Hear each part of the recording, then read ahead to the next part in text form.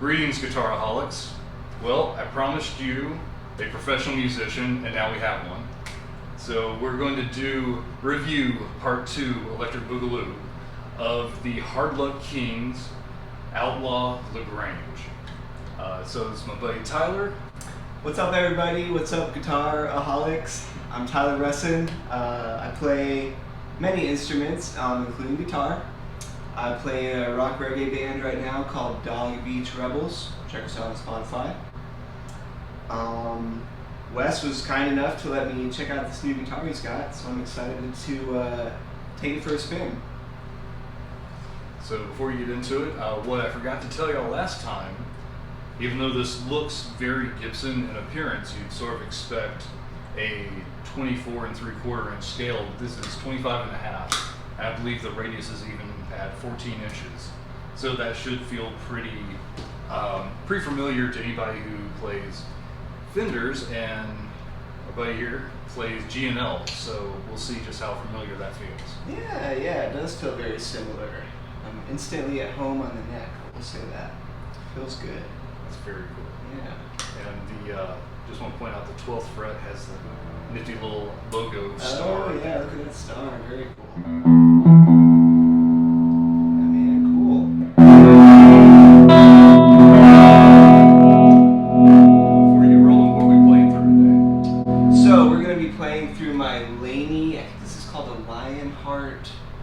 That's what it's called. It's a 5-watt Class A tube amp. I've had it for a few months now, and I love it. I upgraded from a Vox AC15, and the Laney has some of the same flavor as a Vox. I think it was also designed in the UK, but it's just got a little more to it. You can kind of pick from a few more tones than you can with the Vox. So I really like it. Also, it's only 5 watts, Class A, so kind of have to crank it, when you're playing a gig, and you get some really cool tones out of it. It's really, it's doing what it's supposed to do. It's breaking up nicely. Nothing quite like a crank tube amp. Yes. Let's see. Let's hear it in that slightly driveier channel.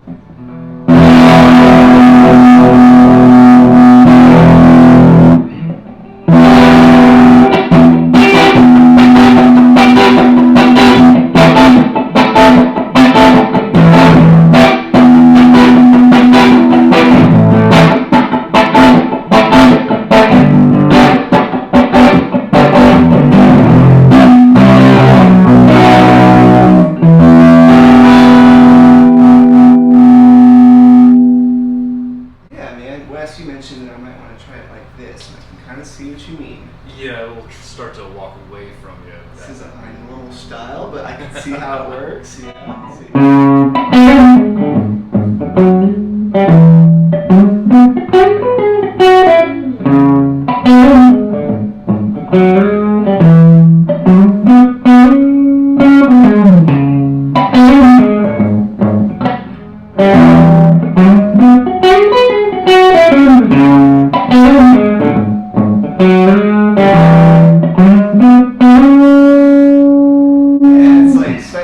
Dimensions that I'm used to, Right. It's like slightly disorienting here compared to a telly, but yeah, it's a beautiful instrument. I really like this.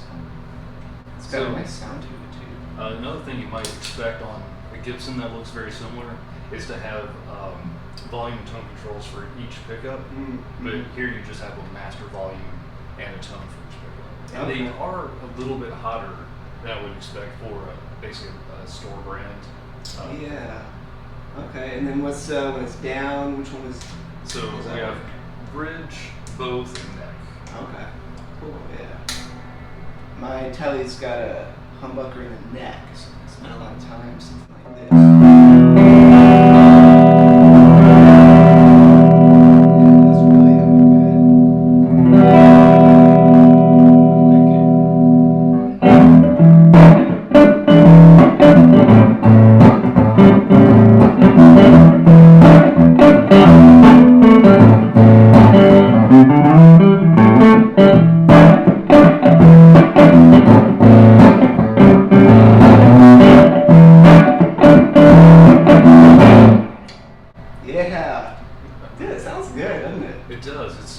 got a very full sound. Mm-hmm. I've noticed those humbuckers really just, that's everything you kind of expect in a humbucker, is that really fat. Yep. Yep. How would you, some upbeats, what would you do for that?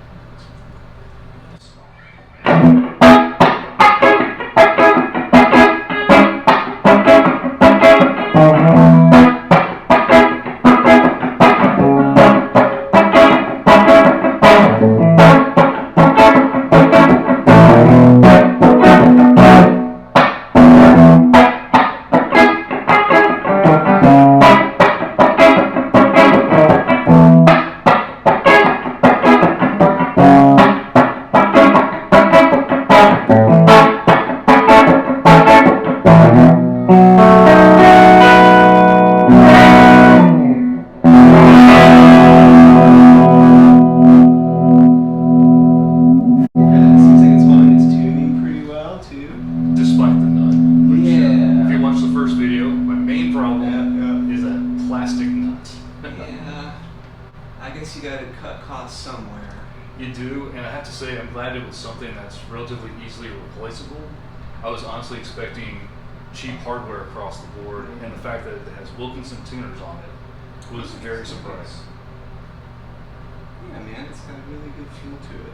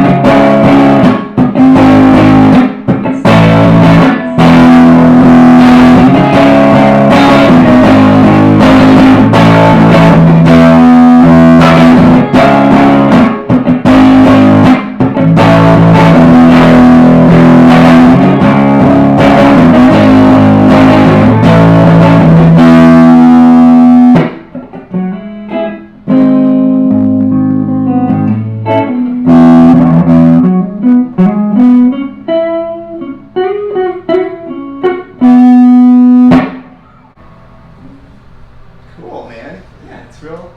Sounds good. It's comfortable. Yeah, Not too heavy. Why don't you try to stand it? Let's put this to a cool effect and see what happens.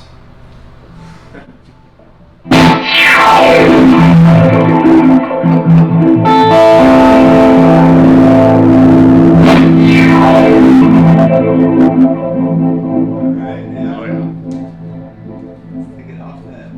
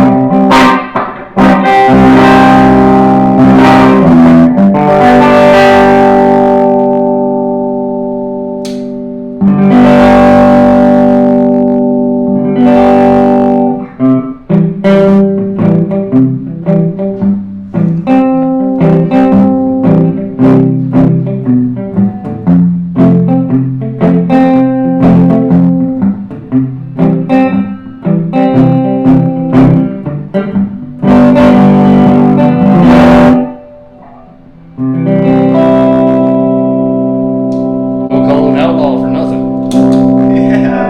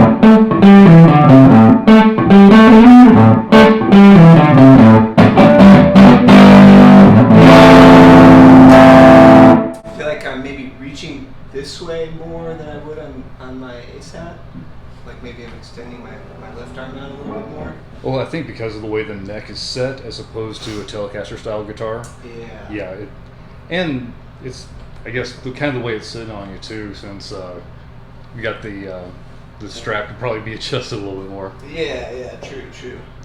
But yeah, it's comfortable. I get used to it real quick, I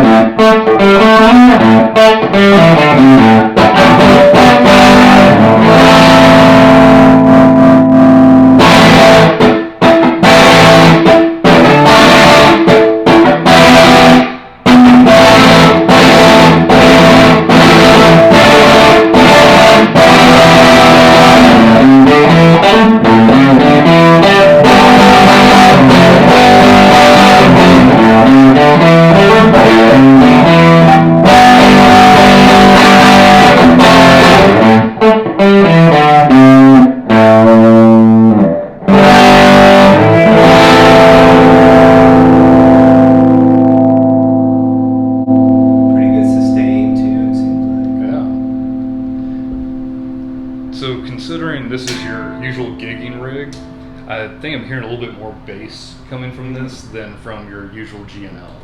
Would you kind of agree with that? Yep, and it's about, this is where I usually have it. So yeah, it does seem a little more bassy. And I think partly because of all the mahogany, it's darkening the tone up a little bit. Gotcha. I don't even know what my guitar is made out of. Well, your American-made GNL is that super Empress wood. Empress Yeah. wood, right? I'm not sure about the other one, the hollow body. I don't know. Yeah, it's a little bassy, huh? Yeah. At least more so than that one's less. Is that the bridge? Yeah, that's the bridge pickup, but that's still pretty bassy for a bridge pickup. Yep. Yeah, that tele almost gets ice picky. Yeah. Well, single coil as opposed to Yeah.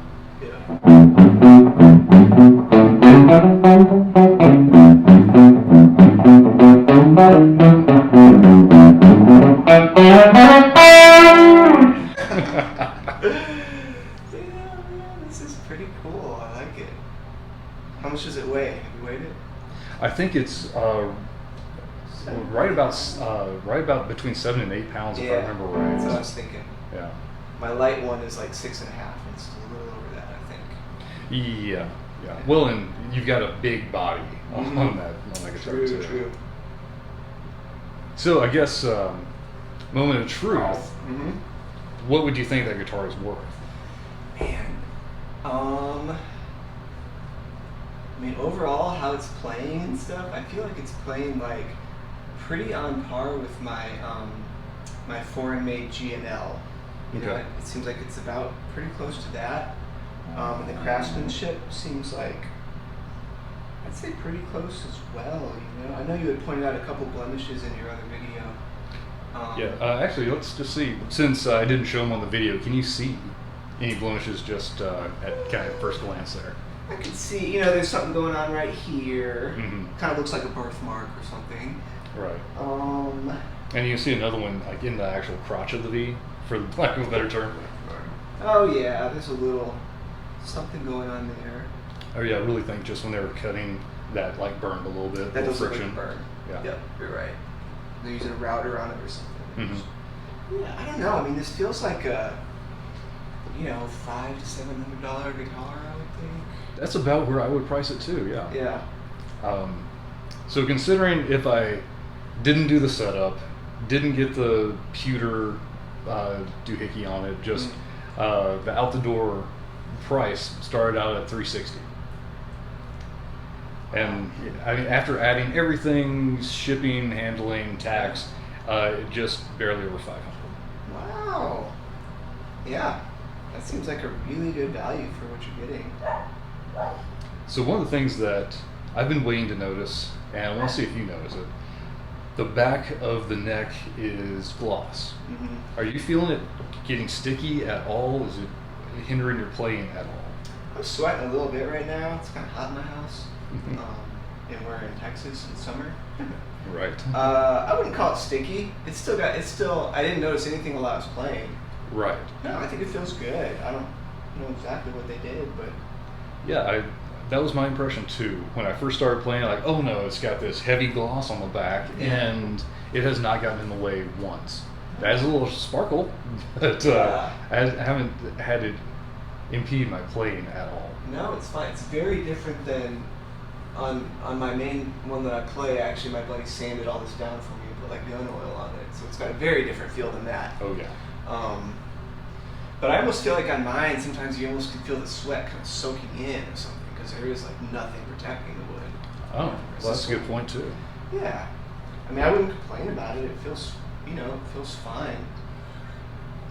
I think it's a really nice guitar, I would say. I've never played a V before, so it's kind of a... I feel like I should be playing a certain style of music that I don't know how to play. Well, you did play my ESP. That's right. That V. That one's a V, that's right. And that was the total metal V with the EMG active pickups. That's right, that's right. But yeah, how much gain can you pump out of that thing? Let's see. So, on the drive channel, we're at 6 on the drive. Let's put it up to 9. And bring the volume down a bit. Mm-hmm. See what Yeah, we make got. sure you got that bridge humbucker on. Which is... All the way down. There we go.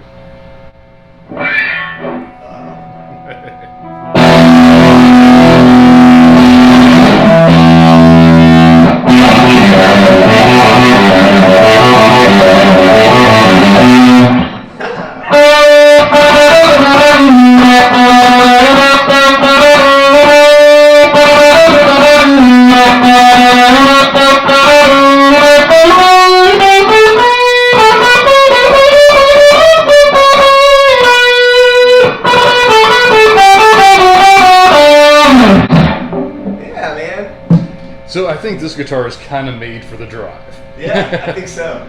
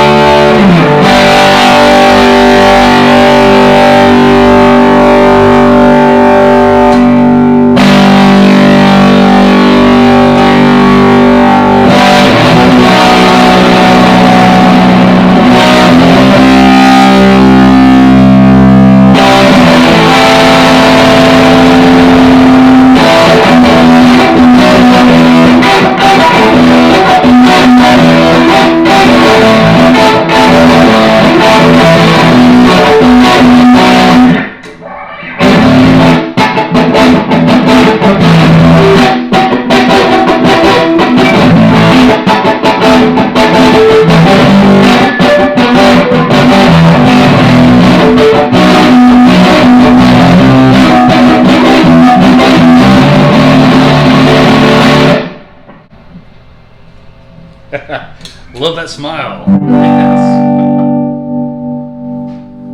So one thing that I've noticed watching you play here, when you picked up my Les Paul with a different scale length and different nut width, you're kind of missing some notes, and the string wasn't exactly what you were expecting.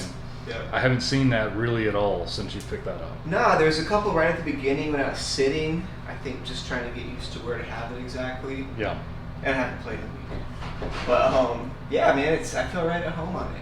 It sits nice. It's not really like diving on me or anything. Yeah, that's the thing too. When you have all the weight in the back, you don't really have to worry about that neck dive. Mm-hmm. This is probably keeping it a little too staggered and some weight, you know? You gotta admit that it adds nothing but the badass factor. Yeah, you should get some like LED, little beady eyes that will light up. That would be. I like it. I recommend that upgrade. I'm gonna add that to the list. Yeah, man. Thank you so much for letting me try it out. Well, thank you, man. I appreciate you putting in your professional opinion here. Heck yeah, heck yeah. I don't know. They're very close. What do you think? Yeah, let's see. Oh, I'm gonna say the V's will be a little bit heavier. Might be. But not by much. Not by much, Which yeah. is really something, because this is a hollow body. Yeah, yeah. So I guess Let's just kind of see like, with the neck joint. Yeah. Just holding that up. Okay, so I think that's why you're feeling a little bit more of a reach. Yeah. So much more of the body is coming out back here. Yep. So, yeah. And then looking at this meets at the. I got a few more frets hanging over on mine. Oh yeah. This is big. Oh, that's what you mentioned in the other video too. Like they added that. Right? Doesn't that look kind of strange? It's like like the neck. This was the original neck, and then they put on this extra inch or so of wood just to make it flow with this body. Yep, that's what it looks like. Although I can't hear a difference. You would think that having extra joints, especially in such a critical spot, that would be kind of weird. Yeah. But yeah, I honestly haven't noticed anything tonally except it just kind of sounds good. I agree, it does. It's got a nice sound to it for sure. That's something you play on stage? Yeah, heck yeah, man. Cool. Yeah, for sure. I think that'd be awesome to play reggae on a beat. Yeah. Turn some heads. Exactly. Stand out from the crowd a little bit. Yep. Very cool, man. So we're great for that 311 song. Well, yeah. I think he plays one sometimes. Oh, okay. Well, that kind of makes sense. Yeah. So, sitting there feeling just the guitar on your lap, I'm guessing that feels a little bit more at home. Well, this one feels dirty and grimy because I think I sweat all over it. Well, countless gigs played on that one. Yeah. Yeah, and like I said, this neck's been sanded down, and my buddy sanded it down to remove a blemish that someone put into it, and then. But I like it. It's got a nice. You can feel it. It's a little. Oh, yeah, that's nice. Kind of satin. Yeah. But yeah, I'm just so used to this. This one kind of feels like home now. Well, how long have you been playing that guitar? Man, I think I bought this bad boy around 2012, so we're getting close to 10 years now. I think that I've had this one. I would guess this was probably made in around, I think it's like a 2008 or so. The serial number starts with 08, so I think it might be a 2008. Yeah. I don't know. But yeah, it's had some work done. It's got some upgraded pickups and switch and everything. So it's kind of. Yeah, if you ask me for the money, the best upgrade on that is the noiseless single coil. I agree. Yep. We put this nice Fender noiseless in here, and the original pickup was a bit of an ice pick, I think. I mean, maybe that was just my playing, but it just felt a little harsh. Right. And I like this one a lot better. I wish I could. Oh, this is an EJ custom, I think. Oh, is it EJ? I think that's what it is. I don't know. I have to ask my friend. But I think that's what he put in. But anyway. Very cool. So, from your main gigging guitar to this one, at least it's kind of holding its own. It sounds better. Yeah, I would definitely play a gig with that. Cool. It's got good tone. It feels good. It's got a cool look to it. Not exactly a reggae look. Maybe I'd paint it red, yellow, and green or something. I don't know. There you go. Maybe they make a pot leaf to put here instead of the skull. Something like that. But I think there's room for a pot leaf on here. Yeah. No, man, I think it's great. I think it's a very, very nice instrument. And I'd say for the price point, yeah, that's like I said in the first video. I really thought that this was going to be the basis for a project guitar. I had already planned new tuners, and I was going to put a Floyd Rose on it, and I don't think I'm going to do any of that now. I don't really see any upgrades necessary other than a bone knob. Yeah. And that'll help the tone some. Oh, bone definitely helps the tone. Yeah, sustain. Yeah, well, bone just transfers the vibrations so much better, and it doesn't give you this noise. Yeah. Oh my god, I hate that. Yeah. It's just kind of getting pulled through there, creaking. Yeah, it's just the strings are binding, particularly the third string really gets bound up in that note. This one's plastic too, I think, but it might just be a little bit better. I think you've got Graph Tech. So, okay. So self-lubricating, and that one's going to be a lot higher quality. It's a different shape. It's a lot thinner. That one, Mhm. you know, the strings are going through, what's that, 6 or 8 millimeters, whereas this one's like maybe 2 or 3 millimeters Oh yeah. of contact. See that? Yeah. It's just wider. It kind of hangs over the edge differently. Yeah, it's just a different design. Yeah, so this is a little closer to Gibson design. Oh, okay. And that's a little closer to Fender. Makes sense. Old Because Leo. GNL. Yeah. Yeah. Cool, man. Awesome. I'm really glad I got to play that. I might have to borrow it sometime. Yeah, you know, you're welcome to it. And so everybody say thank you to Tyler. And maybe twist your arm and get you on some more videos. Sure, man. We were talking about maybe, you know, I got this bad boy, which is this is a tribute model made in Indonesia, but a really nice instrument. But I also recently picked up an American-made version. Yeah. So it's been kind of cool to like compare and contrast the difference between those two, which there are kind of more differences than you would expect. That one's solid body. And yet lighter. Lighter, it's a special kind of wood, Empress wood, and then it's got it's shaved down on the back and on the front. Whereas this one's not. This one's just, you know, kind of slab shape. But this is my baby. I come back to this one more than anything else. It just feels real solid, and it's become a part of me. Absolutely. That's it. That's the hallmark of a quality instrument. For sure. Yeah, I have a few. I mean, you've seen my guitar collection. It's a little nutty. I have a few that I always come back to. Yeah. And it's not always your $2,000 American-made instrument. Yep. Quite often, it's just that well-loved, worn-in. Mm-hmm. It's had years to soak up the tone. And you'll just find, at least I find, that I can just express myself and what I'm thinking better on certain instruments. And it often has nothing to do with the price point. Absolutely. It's just these other like ineffable qualities that you can't always quite explain, but that you know, I guess some would call it mojo. And that's why online ordering is great, but man, you just don't know until you pick it up. It's a gamble. Hold it. Yeah. I wish we had better quality music stores around here. Yep. You'll remember, Wes, we went to a Guitar Center, what was that, 2-3 months ago maybe? Yeah. And they had a whole bunch of Mexican-made Telecasters, and I think I played like 2 or 3. And the first one, it was just like, I hate this. Like, this is terrible, it feels stupid, it sounds bad. But I couldn't even get a harmonic to play, like an actual harmonic. Yep. And then picked up the next one, exact same model of instrument, and it played amazingly. I mean, it was a beautiful instrument. It felt like a nice, you know, $1,200 guitar. So it just, Right. and I think I've always heard Fender.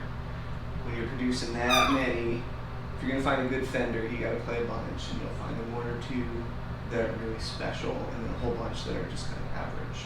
Very true. I think that goes with a lot of companies too. Mhm. In fact, I was very nervous ordering that Fender Mod Shop. Oh yeah. And maybe because it was a mod shop, that it's like, okay, we're building it to your specs, we're going to put a little bit more into it. But, Makes sense. that guitar's fantastic. Yes, that's a really nice one too. Reverse headstone. Yes. Yeah, that one's cool. Yeah, Fender with a little bit of a metal edge. Yeah. I've always kind of read that G&Ls are a little bit more consistently above average. You know, like there's not so much variance typically in them, which I don't know if I can speak to that. I've only played 2 or 3, but I've loved them all. You know what? I've had the same experience with GNL. Every one I've played has felt really high quality. And it hasn't mattered if it's tribute or if it's American made, they all feel really high quality. Yeah, I feel like there's not a whole lot of difference. You know, the American-made ones, I feel like they're sending the absolute best looking wood Yes. to be used on American ones, so just a little bit better grain, you know, patterns, but craftsmanship and the tone and just the feel are like, yeah, it would be really tough for me to pick out, I think, the tribute model versus the American one. The only way you can really tell on this is just right under there. It just says tribute. You might be able to see, but other than that, they pretty much look identical. And I have to say, I've had a lot of good luck with guitars out of Indonesia. Yeah. I think all of my Schecters are made in Indonesia, and those are some of the best sounding, best playing guitars. Yep, I've heard Indonesia's doing really good for manufacturing. I've heard that same thing. Well, much appreciated, buddy. Yeah. And yeah, I look forward to the next one. Heck yeah. Rock on! Rock on.